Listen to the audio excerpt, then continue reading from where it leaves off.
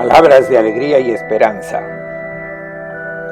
Es el quinto domingo del tiempo Dal ordinario del Vangelo año C, secondo el Luca. Evangelio de Lucas, capítulo 5, 1 al 11. El comentario es del padre Fernando Armelini. Un buen domingo Una para buona todos. domenica a tutti. Hemos reflexionado durante 2 domingos sobre lo que ocurrió en la sinagoga de Nazaret. Recordemos que Jesús, tras haber leído un pasaje del profeta Isaías, había dejado claro el programa que pretendía llevar a cabo, el comienzo de un mundo nuevo, libre de toda forma de esclavitud, un mundo en el que toda persona, sea cual sea su pueblo de pertenencia, cualquiera que sea su condición de vida, se sienta siempre amado y bendecido por Dios. A los representantes presentes en la sinagoga no les gustaron estas palabras porque habían recibido la confirmación de que los rumores que circulaban sobre él y que habían sido difundidos por los escribas y los fariseos de que era un hereje y un endemoniado, desgraciadamente resultaron ser ciertos, porque ¿cómo puede afirmar que el Señor ama y concede sus favores en la misma medida a los hijos de Abraham y a los paganos que son impuros y pecadores? Todos en la sinagoga se levantaron indignados y lo echaron de Nazaret. Jesús volvió a Cafarnaún, donde hacía tiempo que se había establecido allí su residencia, y reanudó su misión a orillas del lago de Galilea. En el pasaje evangélico de hoy lo encontramos en las mismas orillas de este lago.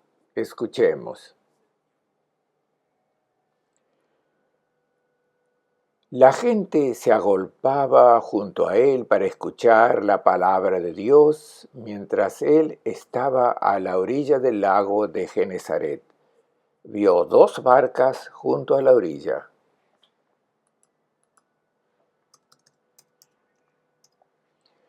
Jesús pasará prácticamente los 3 años de su vida pública predicando a orillas de este lago, así que creo que merece la pena hacer una breve presentación de también porque oímos mencionarlo a menudo en los evangelios. Observen esta foto tomada desde el satélite.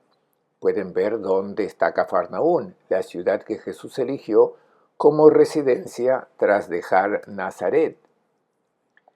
También pueden ver dónde está Nazaret, de dónde partió Jesús. Luego observen en el fondo el Mar Muerto, que es un lago de agua salada. Y entre estos 2 lagos fluye el río Jordán. También se ve el mar Mediterráneo. En la Biblia se le llama Yam Gadol, el mar grande, que asustaba a los judíos que nunca fueron un pueblo de navegantes. En los evangelios a este lago también se le suele llamar mar, aunque es un lago pequeño, nada que ver con el gran mar. Es pequeño, pero encantador, y su belleza proviene del hecho de que parece un nido colocado suavemente allí en medio de las montañas. Está a 200 metros por debajo del nivel del mar Mediterráneo. Las aguas son agradables y tranquilas. Nunca hay vendavales porque está protegido por las montañas. Además es pequeño. Tiene 21 kilómetros de norte a sur y su anchura máxima, este a oeste, es de 15 kilómetros y la profundidad máxima de unos 45 a 50 metros. A lo largo de las orillas hay llanuras muy fértiles, 3 en particular: el Batija al norte, Genesaret al oeste y luego Deganía, que está en el extremo sur de la llanura, donde se construyó el primer kibutz de Israel en 1909. Incluso en tiempos de Jesús estas llanuras eran muy fértiles. Y a lo largo de las orillas de este lago había muchas aldeas en tiempos de Jesús y las orillas estaban más pobladas que hoy. Y recibe varios nombres El primer nombre bíblico es Yam Kineret, el mar de Kineret. Se llamaba así porque tiene la forma de una arpa. Y arpa en hebreo se dice Kinor. Kineret era también una ciudad muy importante que se alzaba sobre la colina, a pocos kilómetros al oeste de Cafarnaún, allí cerca del lago.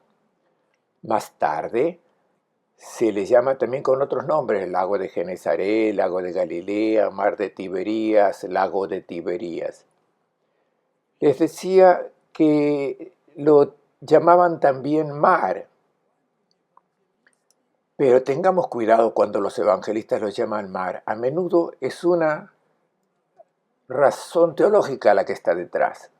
Un israelita recuerda inmediatamente, hace mención a otro mar, el que tuvieron que cruzar los judíos para pasar de la tierra de la esclavitud a la tierra de la libertad.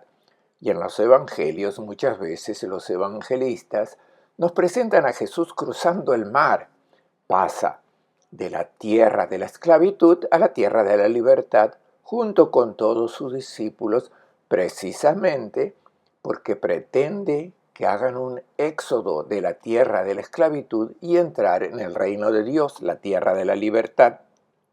Tengamos cuidado cuando en los evangelios encontramos este pequeño lago que se llama mar. Luego en la Biblia, como en todos los relatos míticos del antiguo Oriente Medio, el mar es el abismo profundo, oscuro, símbolo del caos primordial, donde todo se confunde. Por tanto, donde todo es imposible para la vida. De hecho, recordemos la creación, donde Dios separó las aguas de arriba de las de abajo. Primero estaban mezcladas, luego separa las aguas de la tierra firme, precisamente para dar una oportunidad a la vida. Aquí está el mar, Yam, que era el enemigo de la vida en los mitos del antiguo Oriente Medio. También el mar, como símbolo, era la sede de todas las fuerzas malignas, de la impureza, de las fuerzas demoníacas, de los demonios. De hecho, recordamos que cuando Jesús expulsa a los demonios del endemoniado de Gerasa, estos demonios entran en los cerdos y los cerdos se van a su casa, al mar. No es el relato de un hecho material. Los evangelistas quieren decirnos que donde llega Jesús, la impureza desaparece de allí y, por supuesto, ¿dónde van a parar? En el mar. Este es el simbolismo del mar. Prestemos atención a estos simbolismos que encontramos en los relatos evangélicos. Por ejemplo, la tempestad calmada, Jesús caminando sobre las aguas del mar, los prodigios que ocurren allí en el mar. Si tomamos estos relatos como una crónica de hechos materiales, además de acabar humillados, corremos el riesgo de perder el mensaje que los evangelistas quieren comunicarnos precisamente a través del simbolismo con estas imágenes que son bíblicas. Veamos entonces dónde se situaban las ciudades más importantes a lo largo de las orillas de este lago, porque se mencionan a menudo en los evangelios. En primer lugar, notemos a Tiberíades, que era la capital donde Herodes había ido a vivir. Antipas, a partir del 19 después de Cristo, la hizo construir como su capital. Primero se encontraba cerca de Nazaret, en la ciudad de Séforis. También ven donde se encuentra Betsaida, que Jesús visita, Cafarnaún, al oeste del lago, en la parte norte. Luego, por encima de Cafarnaún, un poco más arriba, en las montañas, están Corazín. Jesús visitaba a menudo todas estas ciudades importantes. Luego en el extremo norte está Betsaida, la ciudad de la que salieron hasta 5 apóstoles.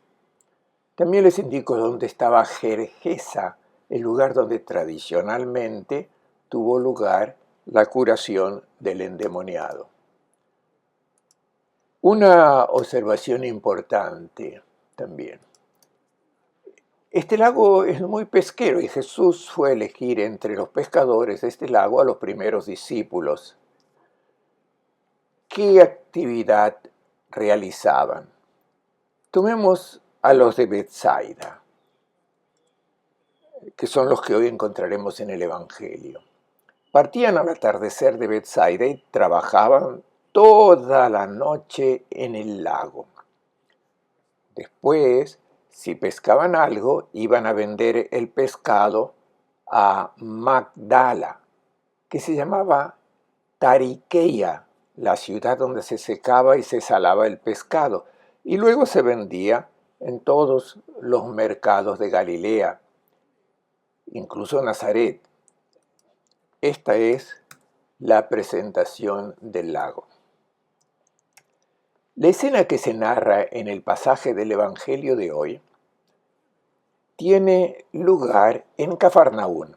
Jesús quiere comenzar un mundo nuevo y por supuesto no puede realizar por sí solo este programa que ha anunciado allí en Nazaret. Necesita encontrar colaboradores que compartan su proyecto y se comprometan a realizarlo junto con él. Y luego, por supuesto, dar continuidad a este proyecto cuando ya no esté físicamente presente en este mundo. Debe ir a buscarlos, debe explicarles la misión que están llamados a llevar a cabo. Y de hecho, hoy le vemos salir de esta orilla del lago en Cafarnaún y a su alrededor, en cuanto le ven, inmediatamente se reúne una gran multitud porque quieren escuchar la palabra de Dios. Él, de pie, a lo largo de la orilla, se fija en dos barcas paradas. Escuchamos lo que hace. Vio dos barcas junto a la orilla. Los pescadores se habían bajado y estaban llevando las redes. Subiendo a una de las barcas, la de Simón, le pidió que se apartase un poco de la tierra. Se sentó y se puso a enseñar a la multitud desde la barca. La escena que Lucas nos hace presenciar ahora ha sido compuesta con gran cuidado. Ya nos ha dicho que Jesús está en medio de la multitud, está predicando el Evangelio, nos ha dicho que ha visto dos barcas paradas en la orilla y también nos dice que ha visto a unos pescadores haciendo su trabajo. Están limpiando sus redes, que es el trabajo más tedioso cuando se pesca, ya que en la red entra de todo. De hecho, los pescadores pasaban la mayor parte del tiempo del día limpiando las redes. Dentro de poco también se nos dirá que estos pescadores son dos parejas de hermanos, Santiago y Juan, Pedro y Andrés. También se nos dirá que durante la noche no han pescado nada, por lo que deben de estar bastante enfurruñados. Por lo tanto, la escena tiene lugar en un día laborable. Lucas nos está contando lo que también está ocurriendo en nuestra vida cotidiana. Y en esta vida cotidiana es allí donde uno se encuentra con Cristo. Hasta aquí la historia ha sido muy realista, pero a partir de aquí se convierte en una parábola que el evangelista ha compuesto precisamente para darnos un mensaje hoy a nosotros. Esos 4 pescadores ya son discípulos de Jesús. De hecho, Jesús se hospeda en casa de 2 de ellos, Pedro y Andrés. Por tanto, ya se han adherido a él, aunque no comprendieran del todo lo que Jesús les proponía. Efectivamente, a veces incluso cuestionan lo que Jesús dice y otras veces no han entendido o han entendido al revés. Por lo tanto, son discípulos igual que nosotros. En estos discípulos debemos ver reflejada nuestra vida, nuestra historia. Estamos bautizados, somos discípulos, pero ¿es eso suficiente? Incluso Pedro, Andrés, Santiago y Juan ya eran discípulos, pero esto no era suficiente. Jesús tiene ahora una propuesta que hacerles. Y es la propuesta que nos hace a cada uno de nosotros. Discípulo viene del libro dicere, que significa aprender, pero no basta con aprender la lección del maestro, comprender lo que enseña. Es necesario entonces encarnar su palabra, el mensaje que nos envía. Y hoy se nos dice que a cada discípulo, es decir, a cada bautizado, se le confía una tarea, una misión que debe llevar a cabo. Prestemos atención al significado simbólico de todos los detalles de la parábola. El primer detalle: Jesús no entra en cualquier barca para predicar, sino en la barca de Pedro. En primer lugar, Lucas quiere subrayar que en esta primera pequeña comunidad de discípulos hay una figura que emerge porque tiene una tarea particular que realizar, y es Pedro. Es su barca. Es a Pedro a quien se dirige Jesús. Es a Pedro a quien le pide el favor de poner su barca a su disposición. Lucas, en toda su obra, también en los Hechos de los Apóstoles, siempre hará hincapié en Pedro, porque es él quien interviene en momentos en que hay que tomar decisiones importantes. Cuando, por ejemplo, se trata de admitir al primer pagano bautizado, es Pedro quien toma la decisión. Y será muy criticado cuando bautice a Cornelio en Cesarea.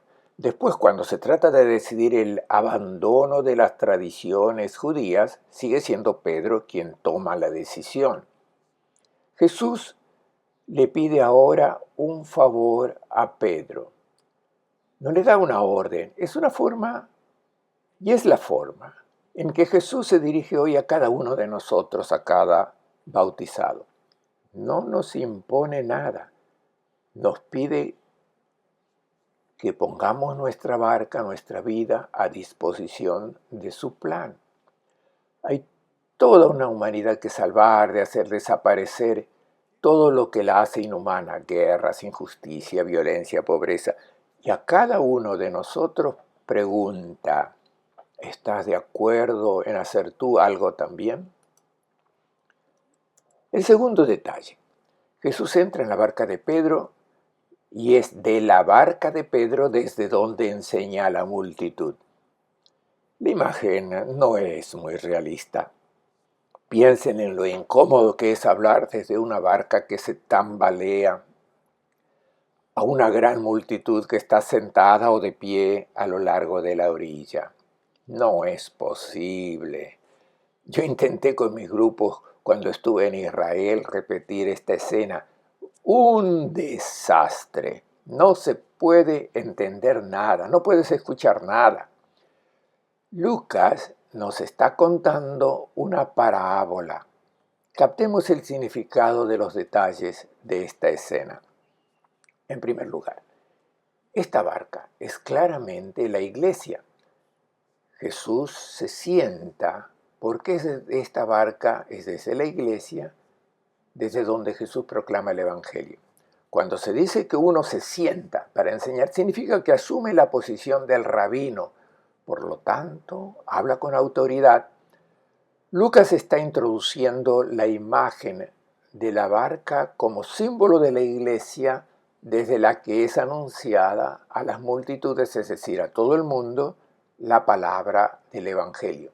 Es la barca en la que nos encontramos todos los bautizados de hoy. Barca en la que siempre está presente el Cristo resucitado. Jesús proclama ahora el Evangelio a través de nosotros, pero Pedro no empezó inmediatamente a proclamar el Evangelio. Cuando Jesús, el Maestro, ya no esté visiblemente en este mundo, entonces Pedro va a tomar la palabra para dar continuidad al mensaje del Evangelio. Quizás hoy alguien podría decir, no me siento con fuerzas para predicar el Evangelio, soy torpe, no puedo convencer a nadie porque no sé hablar.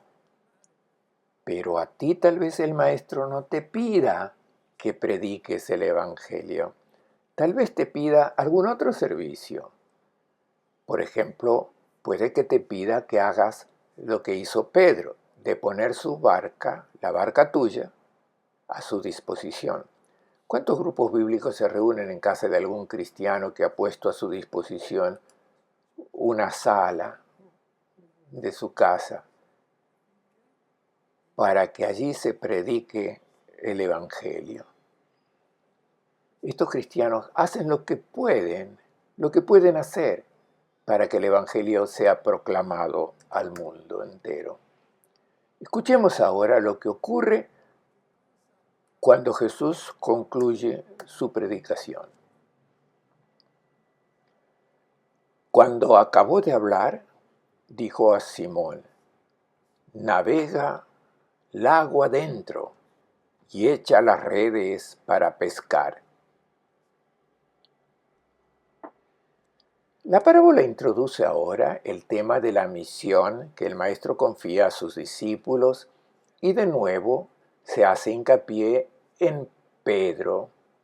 Es a él a quien Jesús se dirige, es él quien debe guiar la barca. ¿Y qué debe hacer?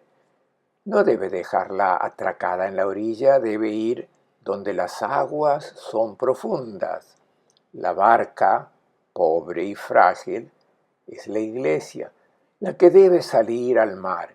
No puede encerrarse en sí misma y atrincherarse en sus propias posiciones por miedo al enfrentamiento con las aguas del mar, es decir, con un mundo que le es hostil.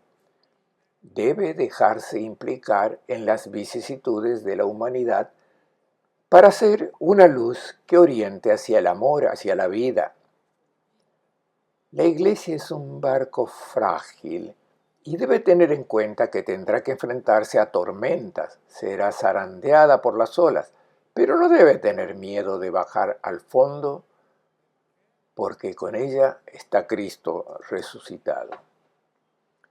No es difícil reconocer la realidad actual de esta parábola. Sabemos que nuestra iglesia atraviesa un momento delicado de su historia. Las propuestas de vida, las opciones morales en nuestra sociedad no se refieren siempre al Evangelio.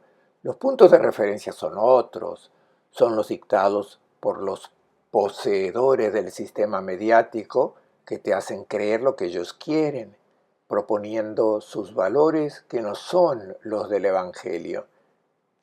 Y los laicistas, naturalmente, disfrutan de este hecho y dicen que todo esto es un signo claro de la decadencia del cristianismo y que la Iglesia es una institución que ha tenido su día y está destinada a desaparecer.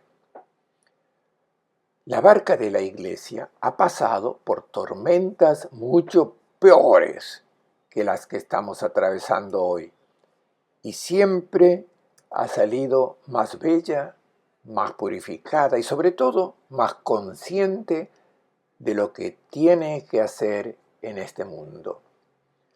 Esta es la misión que Jesús confía no solamente a Pedro, sino a todos los discípulos. El término griego empleado en navega lago adentro y echa las redes para pescar es eis agran, no para pescar, sino para la captura de la gente que hay que sacar de las olas. Hay que sacar a los que están sumergidos en las aguas profundas del pecado y de la muerte. Escuchemos lo que Pedro responde. Maestro, hemos trabajado toda la noche y no hemos sacado nada. Pero ya que lo dices, echaré las redes. Lo hicieron y capturaron tal cantidad de peces que reventaban las redes. Hicieron señas a los socios de la otra barca para que fueran a ayudarlos. Llegaron y llenaron las dos barcas que casi se hundían.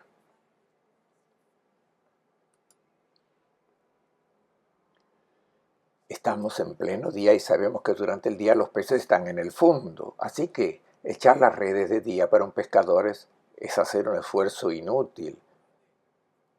Y Pedro lo sabe. En caso de fracaso, imaginen cuánto se reirían sus colegas de la orilla y le dirían algo así: pero Pedro, tú eres un pescador, ¿qué te pasa por la cabeza para echar las redes de día? Jesús le pide que confíe en él, que se arriesgue, mientras que la lógica humana sugeriría que desistiera. Tras un momento inicial de incertidumbre, de desconcierto, Pedro decide confiar en el Maestro, a pesar de que pedía lo imposible. La fe significa creer que la palabra del Señor, su Evangelio, es más fiable de lo que le sugieren la gente, que lo que le sugiere el sentido común. Y de hecho, Pedro le responde: ya que lo dices tú, echaré las redes. Si me lo pidieses otro, no lo haría, pero me lo pides tú, lo haría. Esta es la decisión que a menudo se nos presenta a todos en la vida cristiana. El sentido común, el razonamiento de la gente, sugeriría lo contrario del Evangelio. Entonces, en el fondo, oímos la voz del Maestro que nos sugiere lo que debemos hacer, aunque sea algo que no sea compartido por el pensamiento de la gente. Y entonces estamos llamados a responder como Pedro: si me lo pides, confío en ti. La gente te dice: piensa en ti mismo, en tu propio interés, acumula dinero, haz lo que quieras. Pero entonces oirás la voz del Maestro en tu corazón que te sugiere lo contrario. Te dice: olvídate de ti mismo, interésate de los demás, ayuda a tu hermano necesitado. Fe en Cristo significa decidir escuchar su voz y no la del mundo que te rodea. Si te han ofendido, la reacción inmediata es el resentimiento, es el rencor. Sientes la necesidad irrefrenable de vengarte, de hacerlo pagar. El perdón no te sale de forma natural. El filósofo Nietzsche dijo que quien perdona es un débil, es un incapaz de hacer valer sus derechos. La bondad es solo la incapacidad de rebelarse, de hacerse valer. La paciencia es cobardía y el perdón incapacidad de venganza. Y después Freud te dice que el perdón es una afirmación absurda, es perjudicial para la salud psíquica del individuo. Pero también oyes la voz de Jesús diciéndote lo contrario: pon la otra mejilla. A quien te obliga a una milla, camina dos con él. Entonces, ¿en quién confías? ¿En la sabiduría del mundo o en el Evangelio? ¿A quién prestas atención? Respecto al amor conyugal, ¿se mantendrá cuando es difícil, cuando pide grandes renuncias, después de una traición? El mundo te dirá: divórciate y haz una vida nueva. ¿En quién te fías? ¿En el mundo o en el Evangelio? Ten en cuenta que quizás se rían de ti si tomas ciertas decisiones. Puede que seas considerado un perdedor o un ingenuo. Aquí es donde la fe está en juego. Cuando le dices a Cristo: prefiero confiar en tu palabra, porque solo tú tienes palabras de vida. Las otras son propuestas de muerte, aunque sean tentadoras. Y ahora el resultado. una enorme cantidad de peces, tanto que las redes casi se rompían. Es una hermosa imagen de la parábola, una bella imagen de los resultados prodigiosos que siempre acompañan a los que confían en Cristo y en el Evangelio. Escuchemos ahora la reacción de Pedro. Al verlo, Simón Pedro cayó a los pies de Jesús y dijo: «Apártate de mí, Señor, que soy un pecador», ya que el temor se había apoderado de él y de todos sus compañeros por la cantidad de peces que habían pescado. Lo mismo sucedía a Juan y a Santiago, hijos de Zebedeo, que eran socios de Simón. Jesús dijo a Simón: «No temas, en adelante serás pescador de hombres». Entonces, amarrando las barcas, lo dejaron todo y le siguieron.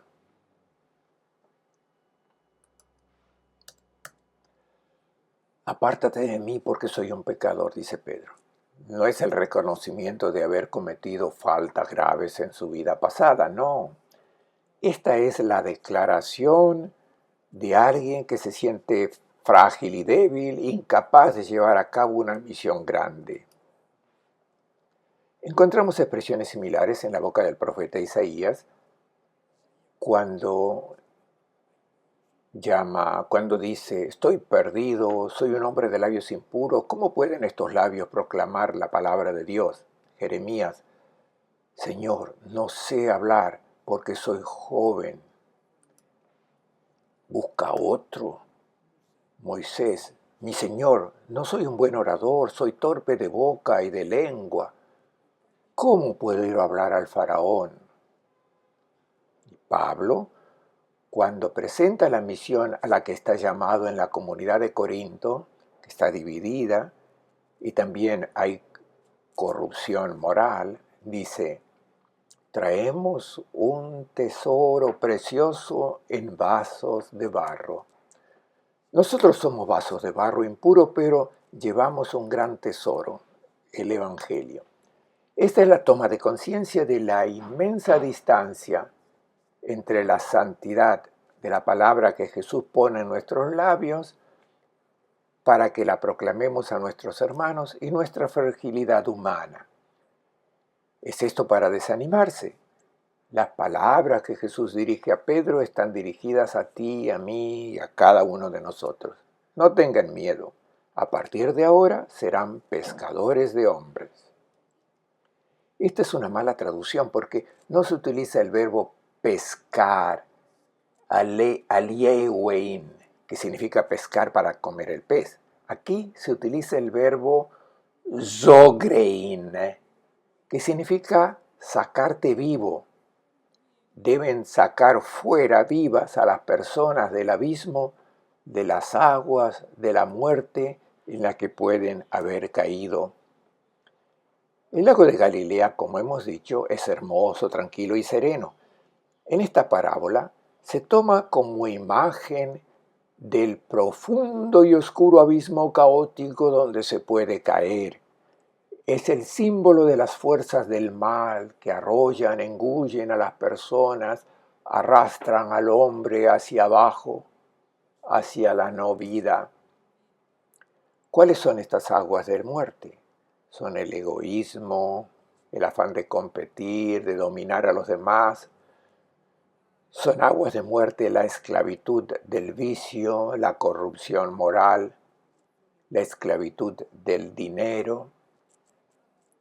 Vive en aguas de muerte quien cultiva rencores, chantaje, remordimientos, quien tal vez esté encadenado por un pasado de fracaso del que no puede liberarse.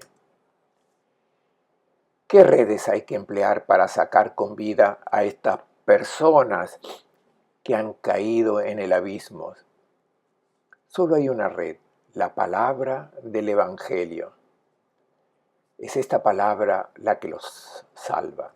Y de hecho los discípulos, amarrando las barcas, lo dejaron todo y siguieron a Jesús. Quien da su adhesión a Cristo no cambia de profesión, a menos que sea fabricante de armas o realice alguna actividad de ese tipo. Sigue con la profesión de antes, pero no de la misma manera. Los objetivos serán diferentes. Antes quizás solo trabajaba para acumular dinero, para presumir, pero ahora no. Ahora solo tiene que vivir solamente por amor, pensando en dar alegría y vida a todos nuestros hermanos y hermanas. Les deseo a todos un buen domingo y una buena semana.